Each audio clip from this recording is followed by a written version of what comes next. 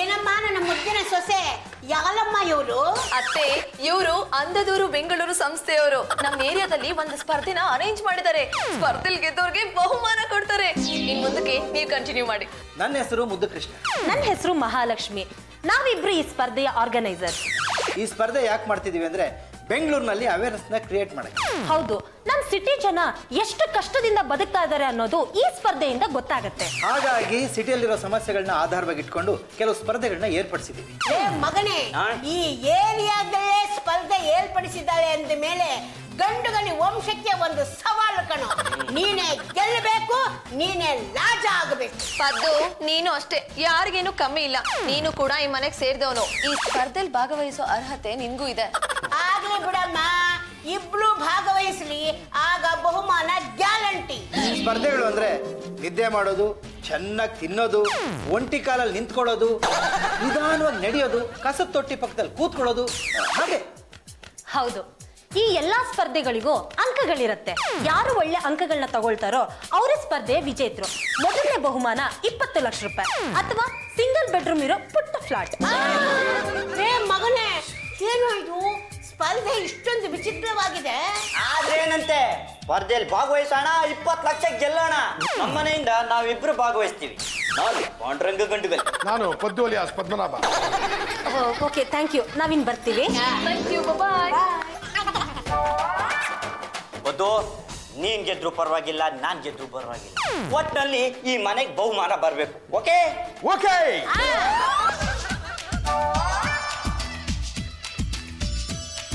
ಲೇ ಶಿಷ್ಯ, ಅಣ್ಣ, ನಮ್ ಗಂಗರಾಜ ಗೆಲ್ತಾನೇನಾ? ಗೆದ್ದೆ ಗೆಲ್ತಾನಣ್ಣ. ನಮ್ ಏರಿಯಾದಲ್ಲಿ ಗಂಗರಾಜನ ಸೋಸೋ ಸ್ಪರ್ಧಿಗಳು ಯಾರು ಇಲ್ಲ. ನೋಡಿ, ಇದು ಚಾಕ್ಲೇಟ್ ಕಿತ್ಕೊಳ್ಳೋ ಸ್ಪರ್ಧೆ. ನಾನೀಗ ಚಾಕ್ಲೇಟ್ ಎಸಿತೀನಿ. ಇದರಲ್ಲಿ ಯಾರು ಹೆಚ್ಚು ಚಾಕ್ಲೇಟ್ ನ ಕಿತ್ಕೋತಾರೋ ಎತ್ಕೋತಾರೋ ಅವರೇ ವಿನ್ನರ್ ಅಂತ ಘೋಷಿಸ್ತೀವಿ. ನೀವು ಪಾರ್ಟಿಸಿಪೇಟ್ ಮಾಡಬಹುದು. ಎಲ್ಲರೂ ರೆಡಿನಾ? 1 2 3.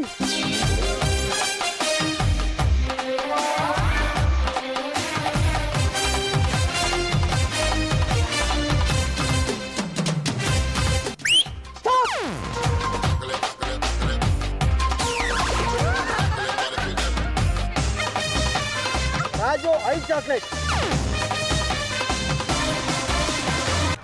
Paddu alias Padmanabha 15 chocolate. Gangaraju 6 chocolate. Panduranga 5 chocolate. Raju 6 chocolate.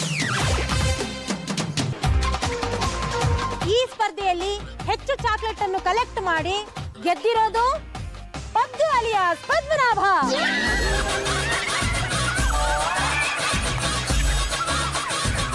ನಾಳೆ ಮುಂದಿನ ಸ್ಪರ್ಧೆ ಇದೇ ಸಮಯಕ್ಕೆ ಇಲ್ಲೇ.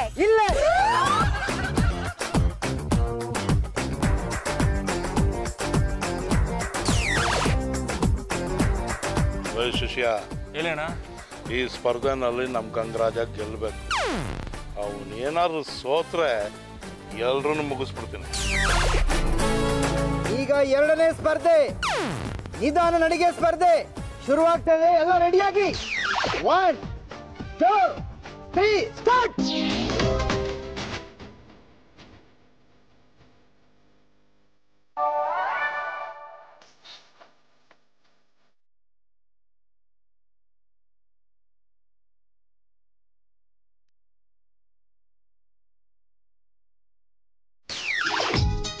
ಎಲ್ಲರೂ ಮೂವ್ಮೆಂಟ್ ಅಲ್ಲಿ ಇರ್ಬೇಕು.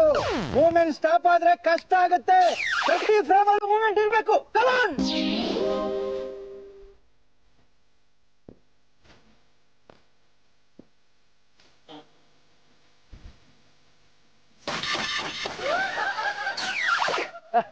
ಈ ನಿಧಾನ ನಡಿಗೆ ಸ್ಪರ್ಧೆಯಲ್ಲಿ ಮೊದಲನೇ ಬಹುಮಾನ ಪದ್ದು ಅಲಿಯಾಸ್ ಪದ್ಮನಾಭ, ಎರಡನೇ ಬಹುಮಾನ ಗಂಗರಾಜು, ಮೂರನೇ ಬಹುಮಾನ ಪಾಂಡುರಂಗ.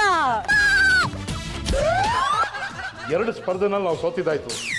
3ನೇ ಸ್ಪರ್ಧೆನಲ್ಲೂ ನಾವು ಸೋತ್ರೆ ಮನೆಗೆ ಹೋಗ್ಬೇಕಾಯ್ತದೆ. ಇಲ್ಲಣ್ಣ, ಆ ಪದ್ದುನು ಪಾಂಡುರಂಗ ಇಬ್ರು ಬೇಜಾನ್ ಮೋಸ ಮಾಡ್ತಾವ್ರೆ. ಅದಕ್ಕೆ ಅವ್ರಿಬ್ರು ಗೆಲ್ತಾವ್ರೆ. ಅವ್ರೆಲ್ಲ ಮೋಸ ಮಾಡ್ಬಿಡ್ತಾರೆ. ನಿನಗೆ ಗೆಲ್ಲೋ ಯೋಗ್ಯತೆ ಇಲ್ಲ ಅಂತ ಹೇಳು. ನಾವೇ ಮೋಸ ಮಾಡ್ಬಿಟ್ರೆ ಹೆಂಗೆ?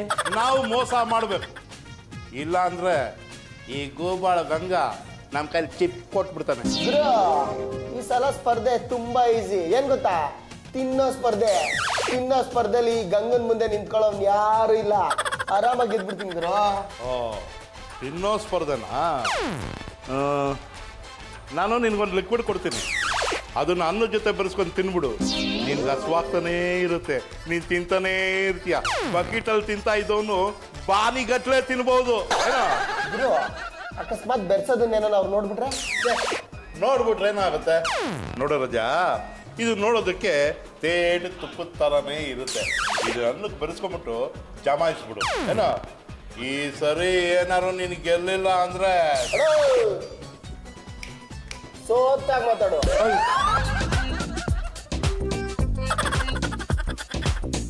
ಮೂರನೇ ಸ್ಪರ್ಧೆಗೆ ತಮ್ಮೆಲ್ಲರಿಗೂ ಸ್ವಾಗತ. ನೋಡಿ, ಇದು ತಿನ್ನೋ ಸ್ಪರ್ಧೆ. ನಾವು ಇದನ್ನ ಕ್ವಾಂಟಿಟಿ ಮೇಲೆ ಅಳಿತೀವಿ. ಯಾರು ಹೆಚ್ಚು ತಿಂತಾರೋ ಅವರೇ ಈ ಸ್ಪರ್ಧೆಯ ವಿಜೇತರು. ನೋಡಿ, ಮೊದ್ಲಿಗೆ ನಾವು ಅನ್ನ ಬಡಿಸ್ತೀವಿ, ಆದ್ರೆ ನಾವು ಹೇಳಿದ ಮೇಲೆನೆ ತಿನ್ಬೇಕು.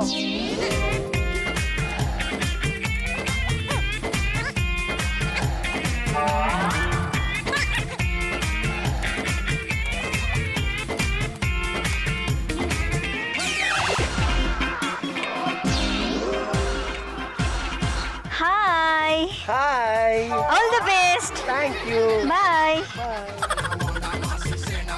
ಈಗ ನಾವು ಅನ್ನಕ್ಕೆ ಸಾರ್ ಬಡಿಸ್ತೀವಿ. 1 2 3 ಹೇಳಿದ್ಮೇಲೆ ನೀವು ತಿನ್ಬೇಕು. ಸಾರ್ ಬರ್ಲಿ?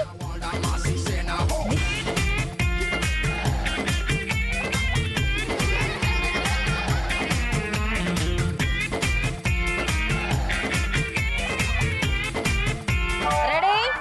1 2 3 ತಿನ್ನಿ.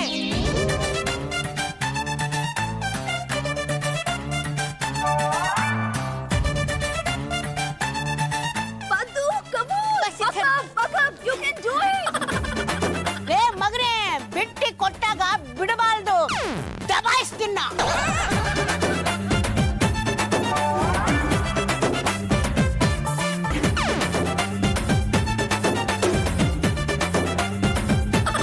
ಅನ್ನ.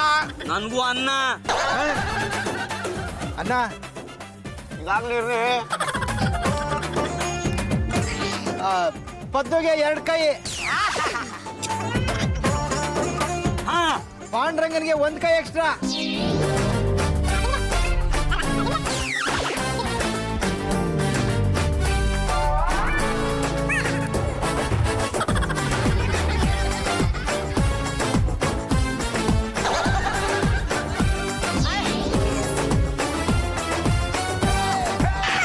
ನಾನೇನ್ ಮಾಡ್ದೆ ಗುರು? ಲೇ, ನೀನ್ ಸರಿಯಾಗಿರೋ ಲಿಕ್ವಿಡ್ ತಂದ್ಕೊಟ್ಟೇನಾ? ಕರೆಕ್ಟ್ ಆಗಿದೆ ಗುರು. ಮತ್ತೆ ಯಾಕೋ ಅವ್ನು ಸರಿಯಾಗಿ ತಿಂತಾ ಇಲ್ಲ? ಲಿಕ್ವಿಡ್ ಏನ ಸರಿಯಾಗಿ ಹಾಕೊಂಡಿಲ್ಲ ಅನ್ಸುತ್ತೆ. ಅನ್ನ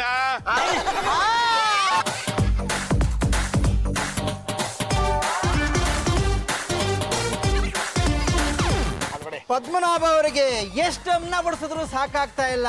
ಅವರ ಅನ್ನದ ಕೂಗು ನಿಲ್ತಾ ಇಲ್ಲ, ಅನ್ನಕ್ಕಾಗಿ ಹಾತೊರಿತಾ ಇದ್ದಾರೆ. ಹಾಗಾಗಿ ಈ ಸ್ಪರ್ಧೆಯಲ್ಲಿ ಗೆದ್ದಿರೋರು ಪದ್ಮನಾಭ ಅವರು. ಸರ್, ಏನೇನ್ ಮಿಕ್ಕಿದೆ ಎಲ್ಲ ಕೊಡಿ, ತಿನ್ಕೊಂಡು ಹೋಗ್ಬಿಡ್ತೀನಿ. ಲೋಕಂದ ಅಣ್ಣ ಹಾಕೋತಿನ ನಿನ್ ಲಿಕ್ವಿಡ್ ನ ಸರಿಯಾಗಿ ಬರೆಸ್ಕೊಳ್ಳಿಲ್ವೇನೋ? ಅಣ್ಣ ಬೆರೆಸ್ಕೊಂಡಿದ್ದೆ ಕಣಣ್ಣ. ಮುಂಡೆದ್ ಲಿಕ್ವಿಡ್ ಸರಿಯಾಗಿ ಕೆಲಸನೇ ಮಾಡೋಲ್ದು. ನಾನು ಏನಣ್ಣ ಮಾಡ್ಲಿ? ಲೇ, ನೀನು ಗೆಲ್ತೀಯ. 20 ಲಕ್ಷ ರೂಪಾಯಿ ಬಹುಮಾನನೋ, ಒಂದು ಸೈಟು, ಒಂದು ಫ್ಲಾಟೋ, ಏನಾರು ಒಂದು ಬರುತ್ತೆ ಅಂತ ಎಷ್ಟು ದೊಡ್ಡ ಕನಸು ಕಟ್ಕೊಂಡಿದ್ನ ನಾನು. ಅಕಸ್ಮಾತ್ ನೀನ್ ಸೋತಾಗ್ಬಿಟ್ರೆ ಏರಿಯಾದಲ್ಲಿ ನಮ್ಮ ಮರ್ಯಾದೆ ಇರ್ತದೇನೋ? ಗುರು, ಎಲ್ಲ ಸ್ಪರ್ಧೆಲ್ಲೂ ಇವನೇ ಸೋಲ್ತಾವನೆ. ಅವನ್ ಬದಲು ನೀವೇ ಹೋಗಿದ್ರೆ ಚೆನ್ನಾಗಿರೋದು. ಇದು ಸಿಂಗಲ್ ಲೆಗ್ ಸ್ಟ್ಯಾಂಡಿಂಗ್. ಇದು ಒಂಟಿ ಕಾಲಲ್ಲಿ ನಿಲ್ಲೋ ಸ್ಪರ್ಧೆ. ಈ ಸ್ಪರ್ಧೆಯಲ್ಲಿ ಯಾರು ಕಾಲನ್ನ ಬದಲಾಯಿಸೋ ಹಾಗಿಲ್ಲ. ಈ ಸ್ಪರ್ಧೆ BMTC ಬಸ್ ಅಲ್ಲಿ ಜಾಗ ಇಲ್ಲದೆ ನೇತಾಡೋರಿಗೆ ಅನುಕೂಲ ಆಗುತ್ತೆ. ಈ ಸ್ಪರ್ಧೆ ಶುರು ಆಗೋದಕ್ಕೆ ಕೇವಲ 5 ನಿಮಿಷ ಇದೆ. ಎಲ್ಲರೂ ವಾರ್ಮ್ ಅಪ್ ಮಾಡ್ಕೊಳ್ಳಿ.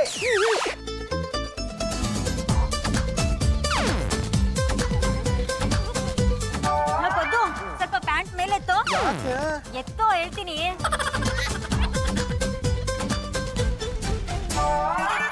ಏನದು ಹಚ್ತಾರೋ ಮಾಡೋದು? ಕಾಲೆಲ್ಲ ಮರ್ಗಟ್ಟು ಹೋಗ್ತಾ ಇದೆಯಲ್ಲ. ಅದಕ್ಕೆ ಈ ಲೋಷನ್ ಹಚ್ಚಿದ್ದು. ಲೇ ಪದಪ್ಪ, ಎಲ್ಲದ್ರಲ್ಲೂ ನೀನ್ ಮುಂದಿದ್ಯಾ, ಇದ್ರಲ್ಲೂ ನೀನೇ ಗೆಲ್ಲಬೇಕು. ನೀನ್ ಗೆದ್ರು ಒಂದೇ, ನಾನ್ ಗೆದ್ರು ಒಂದೇ. ರಾಜವ್ರ ಆಲ್ ದ ಬೆಸ್ಟ್ ಹೇಳಿ. All the best Paddu. ಲೇ ಪದ್ದು, ಗಂಡುಗಲಿ ವಂಶದ ಹೆಸರನ್ನ ಉಳಿಸಬೇಕು, ಇಲ್ಲಾಂದ್ರೆ ನೀನೊಬ್ಬ ಹುಟ್ಟಿದ್ದೆ ಅನ್ನೋ ಹೆಸರನ್ನೇ ಅಳಿಸಬೇಕಾಗುತ್ತೆ. ಬಾ, ದೇವರು ನಿನಗೆ ಒಳ್ಳೇದು ಮಾಡ್ಲಿ. ಆ ಒಂಟಿ ಕಾಲಿನ ಸ್ಪರ್ಧೆ ಶುರುವಾಗ್ತಾ ಇದೆ. ಪಾರ್ಟಿಸಿಪೇಟ್ಸ್ ಎಲ್ಲ ಬನ್ನಿ ಬನ್ನಿ.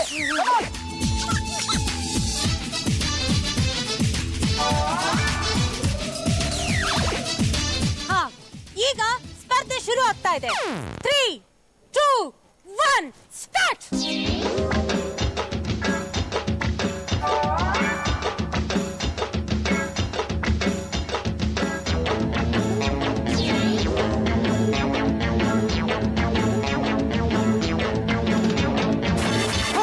ನೀವು ಸ್ಪರ್ಧೆಯಿಂದ ಔಟ್ ಆಗಿದ್ದೀರಾ, ಬನ್ನಿ ಆಚೆ.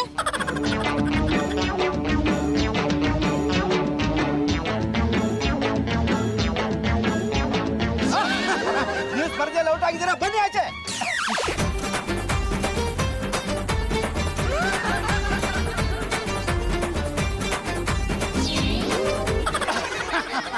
ನೀವಿಬ್ರು ಈ ಸ್ಪರ್ಧೆಯಿಂದ ಔಟ್ ಆಗಿದ್ದೀರಾ, ಬನ್ನಿ ಆಚೆ.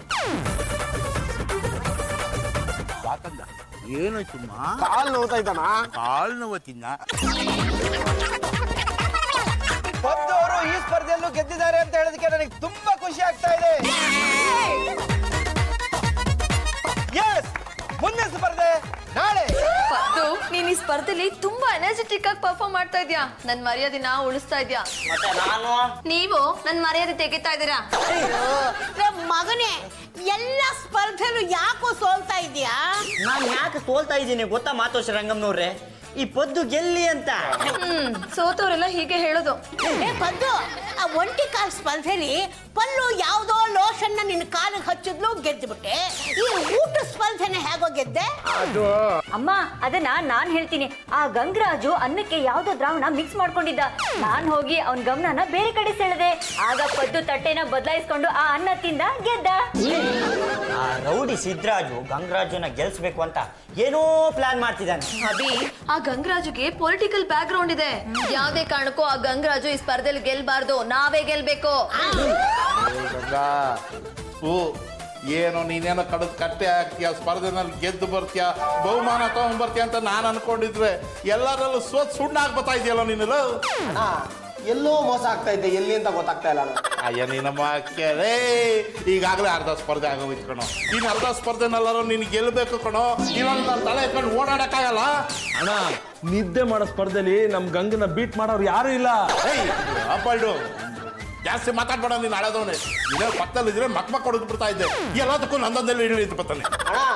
ನಾನು ಸಖತ್ತಾಗಿ ನಿದ್ದೆ ಮಾಡ್ತೀನಿ ಅಣ್ಣ. ನೀನ್ ನಿದ್ದೆ ಮಾಡ್ತಾ ಇದ್ದೆ ಇಲ್ವ ಅಂತ ಚೆಕ್ ಮಾಡಕ್ಕೆ ಅವ್ರು ಬಂದು ಏನೇನೋ ಪ್ರಯೋಗ ಮಾಡ್ತಾರೆ. ಆಗ ನೀನ್ ಮಿಸ್ ಬಿಟ್ರೆ ಅಣ್ಣ, ಏನಾದ್ರು ಒಂದು ಐಡಿಯಾ ಕೊಡೋಣ. ನಾನು ಐಡಿಯಾ ಕೊಡೋಕ್ಕಿಲ್ಲ ನೋಡು, ನಿಂಗೆ ಈ ಮಾತ್ರೆ ಕೊಡ್ತೀನಿ. 2 ಮಾತ್ರೆ ಹಾಕೋ ಸಾಕು, ಅವ್ರು ನಿನ್ ತಲೆ ಕಡ್ಕೊಂಡವ್ರು ನಿನ್ಗೆ ಗೊತ್ತೇ ಆಗಲ್ಲ. ಅಲ್ಲಿ ನಿದ್ದೆ ಮಾಡ್ತಿರ್ತೀಯ. ಲೇ, ನೀನ್ ಮಾತ್ರೆ ತಗೊಳ್ಳೋದು ಬೇರೆ ಯಾರಿಗೂ ಗೊತ್ತಾಗಬಾರ್ದು. ಅಣ್ಣಯ್ಯ, ಎಷ್ಟು ಮೋಸ. ಸುಮ್ಮನಿರಮ್ಮ, ಅವ್ರಿಗೆ ಕೇಳಿಸಿದ್ರೆ ಕಷ್ಟ. ಗಂಗಾ ಹೇಳೋ ಈ ಮಾತ್ರೆ ಓಸಿ ಸಿಕ್ಕೈತೆ ಅಂತ ಕುಸಿಗೆಲ್ಲ ನುಂಗ್ಬಿಡ್ಬೇಡ, ನಿಗತ್ಕೊಂಡ್ಬಿಡ್ತೀಯ. ಆಮೇಲೆ ಲೇ, 2 ಮಾತ್ರೆ ತಗೊಳ್ಳೋ, ಒಳ್ಳೆ ನಿದ್ದೆ ಮಾಡ್ತೀಯ. ಅಣ್ಣ, ಇದು ಸಖತ್ ಈಸಿ ಕಣಣ್ಣ. ಮಾತ್ರ ನುಂಗೋದು, ನಿದ್ದೆ ಮಾಡೋದು. ನಾನು ಹೊಡಿಯೋ ಗೊರಕೆ ಸೌಂಡ್ಗೆ ಅವ್ರು ಬೆಚ್ಚ ಬಿದ್ಬಿಟ್ಟು ಫುಲ್ ಮಾರ್ಕ್ಸ್ ಕೊಟ್ಬಿಡು. ಕೊಡ್ಲೇಬೇಕು, ನೀನು ಮಾರ್ಕ್ಸ್ ತಗೊಳ್ಳೇಬೇಕು, ಗೆಲ್ಲೇಬೇಕು. ಇಲ್ಲಾಂದ್ರೆ ನಾನು ನಿನಗೆ ಕೊಡ್ತೀನಲ್ಲ ಫುಲ್ ಪೇಮೆಂಟು. ಅಣ್ಣಯ್ಯ, ನಾವು ಅದೇ ತರದ ಬೇರೆ ಡಬ್ಬಿ ಬೇರೆ ಮಾತ್ರೆನ ರೆಡಿ ಮಾಡ್ಕೋಬೇಕು.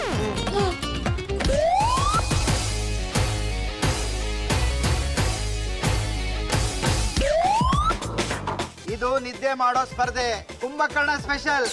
ನೀವು ಸುಮ್ನೆ ಕಣ್ ಮುಚ್ಕೊಂಡು ಮಲಗಿದ್ರೆ ನಮ್ಗೆ ಅನುಮಾನ ಬರುತ್ತೆ. ನೀವು ನಿಜವಾಗ್ಲೂ ಗಾಢವಾಗಿ ನಿದ್ದೆ ಮಾಡ್ತಿದಿರೋ ಇಲ್ವೋ ಅಂತ ಚೆಕ್ ಮಾಡೋದಕ್ಕೆ ನಾವು ನಿಮ್ ಮೇಲೆ ಸಾಕಷ್ಟು ಎಕ್ಸ್ಪೆರಿಮೆಂಟ್ ಗಳನ್ನ ಮಾಡ್ತೀವಿ. ಮೈ ಮೇಲೆ ಚೇಳು ಬಿಡ್ತೀವಿ. ಚೇಳು ಬಿಡ್ತೀರಾ? ನಿಜವಾಗ್ಲೂ ನಿದ್ದೆ ಮಾಡ್ತಾ ಇರೋರಿಗೆ ಚೇಳು ಬಿಟ್ರು ಗೊತ್ತಾಗಲ್ಲ. ನಾವು ಹಲವಾರು ರೀತಿಯಲ್ಲಿ ನಿಮ್ಮನ್ನ ಡಿಸ್ಟರ್ಬ್ ಮಾಡ್ತೀವಿ.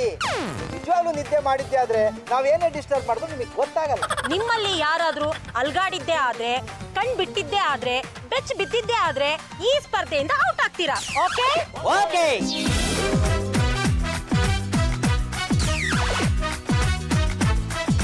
ಎಲ್ರು ಲೂಸ್ನಿಂಗ್ ಎಕ್ಸರ್ಸೈಸ್ ಮಾಡಿದ್ರೆ ಒಳ್ಳೇದು. ಎಲ್ರು ಬೆಂಡಿಂಗ್ ಎಕ್ಸರ್ಸೈಸ್ ಮಾಡಿದ್ರೆ ಒಳ್ಳೆ ನಿದ್ದೆ ಬರುತ್ತೆ.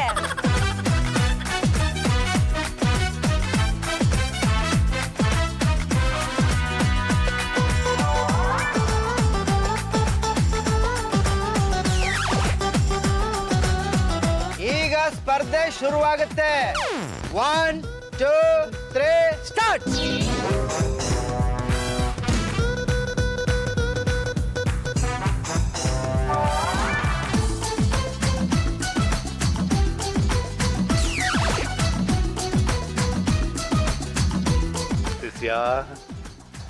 ಗಂಗಾ ಮಾತ್ರನ ಗುಳ್ಳು ಮಾಡ್ದ, ಏನು ಮುಗೀತು ಕಣೋ. ಯಾವನು ಬಂದು ಇವನ್ ತಲೆನ ಕಳ್ಕೊಂಡು ಹೋದ್ರು ಅವನು ಗೊತ್ತಾಗಲ್ಲ. ಈ ಸ್ಪರ್ಧೆನಲ್ಲಿ ನಮ್ ಗಂಗಾನೇ ಗೆಲ್ಲೋದು. ಗೆಲ್ಲೇಬೇಕಣ, ಇಲ್ಲಾಂದ್ರೆ ನಿಮ್ ತಲೆ ನನ್ ತಲೆ ತರ ಆಗ್ಬಿಡುತ್ತೆ.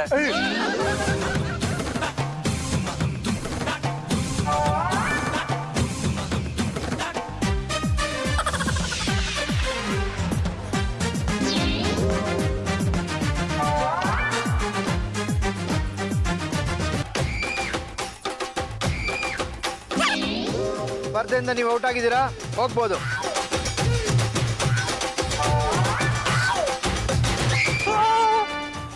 ಸ್ಪರ್ಧೆಯಿಂದ ನೀವು ಔಟ್ ಆಗಿದ್ದೀರಾ, ಬರ್ಬೋದು.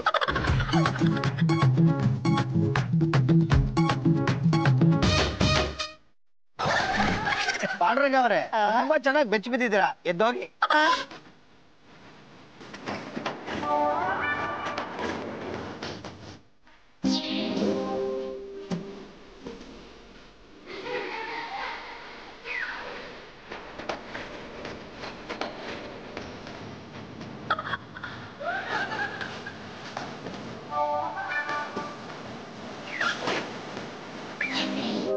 ಸ್ಪರ್ಧೆಯಲ್ಲಿ ನೀವು ಸೋತಿದ್ದೀರಾ, ಎದ್ದೋಗ್ರಿ. ಅಲ್ಲೆಲ್ಲ ನಿದ್ದೆ ಮಾಡ್ರಿ, ಹೇಳ್ರಿ.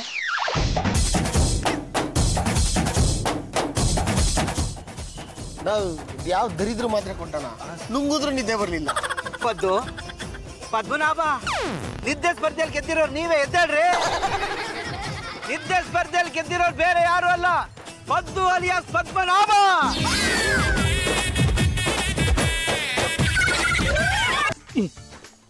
ಗೊತ್ತಾಯ್ತು, ನನಗೆಲ್ಲ ಗೊತ್ತಾಯ್ತು. ಲೇ, ನಾವೇನೇ ಟ್ರಿಕ್ಸ್ ಮಾಡಿದ್ರು ಅದನ್ನ ಪಾಂಡುರಂಗನ ಮನೆಯವರು ತಿಳ್ಕೊಂಡು ಅದನ್ನೇ ಫಾಲೋ ಮಾಡ್ತಾವ್ರ ಕಣೋ, ನಮ್ಮನ್ನು ಸೋಲಿಸ್ತಾ ಇದಾರ ಕಣೋ. ಇರ್ಲಿ ಕಣೋ, ನಾಳೆ ಕಸು ತೊಟ್ಟಿ ಪಕ್ಕ ಕೂತ್ಕೊಳ್ಳೋ ಸ್ಪರ್ಧೆ ಇದೆ, ಹುಷಾರ್. ತೊಟ್ಟಿ ಹತ್ರ ಸಿಕ್ಕಾಪಟ್ಟೆ ವಾಸನೆ ಇರುತ್ತೆ ಕಣ. ಸತ್ತಿರೋ ನಾಯಿನ ತಗೊಂಬಂದು ತೊಟ್ಟಿಲಿ ಹಾಕಿರ್ತಾರೆ. ಹೇಗೋ ಅಲ್ಲಿ ಜಾಸ್ತಿ ಹೊತ್ತು ಕೂತ್ಕೊಳಕಾಗುತ್ತೆ. ಪದ್ದು, ನಾಯಿನೇ ಅದ್ರ ಒಳಗೆ ಮಲಗಿರುತ್ತೆ, ನಿನಗೇನೋ ಕಷ್ಟ. ನಾಯಿಗೆ ನಾಯಿ ವಾಸನೆ ಸರಿ, ಆದ್ರೆ ನಾನ್ ಹೇಗೆ ಕಸ ತೊಟ್ಟಿ ಹತ್ರ ಕೂತ್ಕೊಳಕ್ ಸಾಧ್ಯ? ಲೇ ಪದ್ದಪ್ಪ, ಯಾವುದೇ ಕಾರಣಕ್ಕೂ ಈ ಸ್ಪರ್ಧೆನ ಗಂಗರಾಜು ಬಿಟ್ಟು ಕೊಡಬಾರ್ದು. ಎಲ್ಲ ನೋಡುವ, ಈ ಹತ್ತಿನ ಈ ಸೆಂಟಲ್ಲಿ ಮೆತ್ಕೊಂಡು ಮೂಗಲ್ಲಿ ಇಟ್ಕೋ, ಬಾಯಲ್ಲೇ ಉಸಿರಾಡು, ವಾಸನೆ ಗೊತ್ತಾಗಲ್ಲ. ಹೌದು ಕಣಬಹುದು, ಬಾಯಲ್ಲೇ ಉಸಿರಾಡಿದ್ರೆ ಸ್ವಲ್ಪ ಸ್ಮೆಲ್ಲೇ ಗೊತ್ತಾಗಲ್ಲ. ಆದ್ರೆ ನೀನು ಬಾಯಿಂದ ಉಸಿರಾಡೋದು ಬೇರೆಯವರು ಗೊತ್ತಾಗಬಾರ್ದು. Okay okay. ಅದು ತಗೋ, ಆಲ್ ದ ಬೆಸ್ಟ್. ಅಂದದವರು ಬೆಂಗಳೂರು, ಈ ಊರಲ್ಲಿ ಕಸ ತೊಟ್ಟಿ ಇರಬಾರ್ದು. ಈ ತರ ಕಸ ತೊಟ್ಟಿ ಇದ್ರೆ ನಾವುಗಳು ತುಂಬಾ ತೊಂದರೆ ಅನುಭವಿಸ್ತೀವಿ. ನಮ್ಮ ಜನಕ್ಕೆ ಯಾವ ರೀತಿ ತೊಂದರೆ ಆಗ್ತಿದೆ ಅಂತ ತೋರ್ಸೋದಕ್ಕೆ ಈ ಸ್ಪರ್ಧೆ. ಕಸದ ತೊಟ್ಟಿಗಳು ಎಲ್ಲೆಲ್ಲಿದೆಯೋ ಅಲ್ಲಲ್ಲಿ ಕಸನ ಬೇರ್ಪಡಿಸಿ ಕ್ಲೀನ್ ಮಾಡಬೇಕು. ಈ ವಿಷಯನ ತಿಳಿಸೋದಕ್ಕೋಸ್ಕರ ನಾವು ಸ್ಪರ್ಧೆನ ಏರ್ಪಡಿಸಿದೀವಿ. ಎಲ್ಲಿ ದರಿದ್ರವಾದ ಭಯಂಕರವಾದ ವಾಸನೆ ಇರುತ್ತೋ ಅಲ್ಲಿ ನಮ್ಮ ಸ್ಪರ್ಧೆಗಳು 1 ಗಂಟೆಗಳ ಕಾಲ ಕೂತಿರ್ಬೇಕು. ಹೀಗೆ ಕೂತೋರು ನಮ್ಮ ಸ್ಪರ್ಧೆಯಲ್ಲಿ ವಿಜೇತರು. Come on come on, take a position. ಲೇ ಗಂಗರಾಜ, ಏನೇ ಆಗಲಿ ಆಕಾಶ ತಲೆ ಮೇಲೆ ಬೀಳಿ, ನೀನ್ ಆ ಜಾಗ ಬಿಟ್ಟು ಎದ್ದು ಬರಬಾರ್ದು. ಅಕಸ್ಮಾತ್ ಏನಾದ್ರು ಅಪ್ಪಿ ತಪ್ಪಿ ಎದ್ದು ಬಂದ್ರೆ ಕೈ ಕಾಲು ಮುರಿದು ಬಿಡ್ತೀನಿ. ಇಲ್ಲಣ್ಣ, ಗೆದ್ದೆ ಗೆಲ್ತೀನಿ.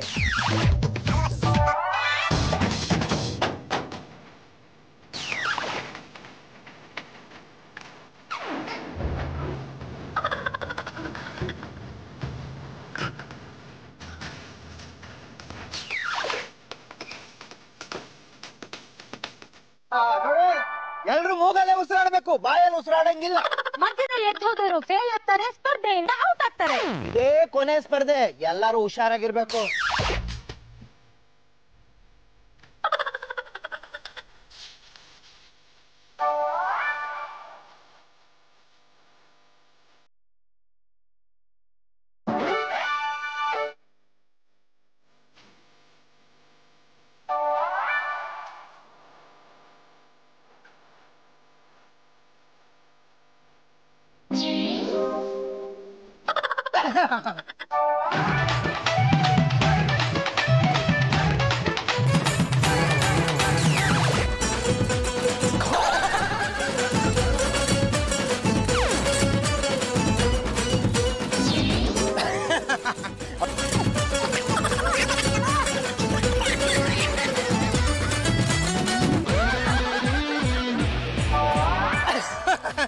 ಔಟ್.